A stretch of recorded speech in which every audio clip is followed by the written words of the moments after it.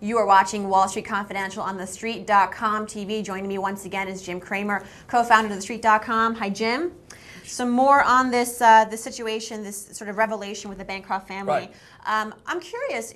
There are two schools of thought on this. One saying that ethically this is a bad move. The Columbia Journalism Review saying this was a black day for journalism when the bid came out from Rupert Murdoch. I mean, they're stupid. I have more respect for Nick Lemon, who's the dean of Columbia. I don't know who's behind that. I know it can't be Nick. Look, there's really only one issue with newspapers. It's not ethics.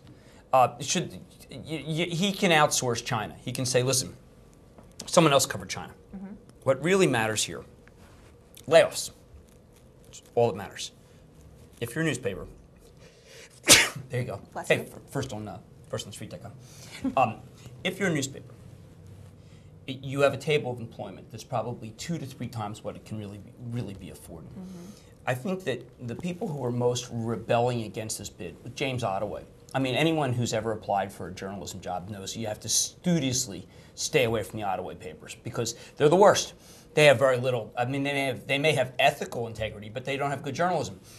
And I always found it was just so duplicitous that this is the guy's fighting. There's a lot of duplicity in this whole thing, because the truth is that Dow Jones has to be cut to ribbons, and the only guy who could save that is Murdoch, because he's the only guy with deep enough pockets to be able to handle the losses that the newspaper is going to sustain. The newspaper decided something very smart. They went digital, but digital comes at a huge cost. The ads don't work. You can't possibly make up what you lose in print in the actual digital Wall Street Journal, which is really good. They've made the digital product so much better than the print product. There's no reason to take the print product. I also question whether the circulation figures of the print product are honest. Now, that's a terrible charge to make, but I'm questioning it. I'm not saying they're dishonest. I'm saying I'd like to see more. I'd like to see a real audit of those, because I know a lot of people who take the digital and they still get the print. And I know a lot of people who haven't taken Barron's and get Barron's, including me. I have Barron's delivered every weekend. I haven't paid for Barron's.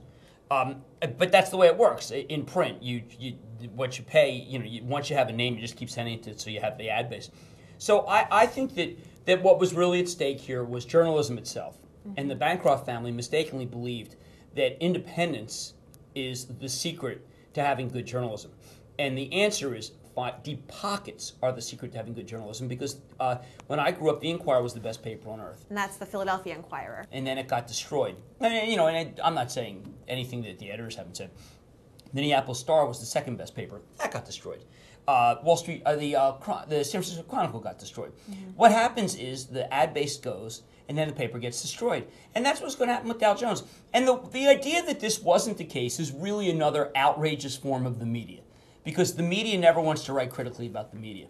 I think because typically people want to get a job at Dow Jones. But I am so right and honest, because this is the game I've been in, and I've worked for everybody. And that's what I know to have happened.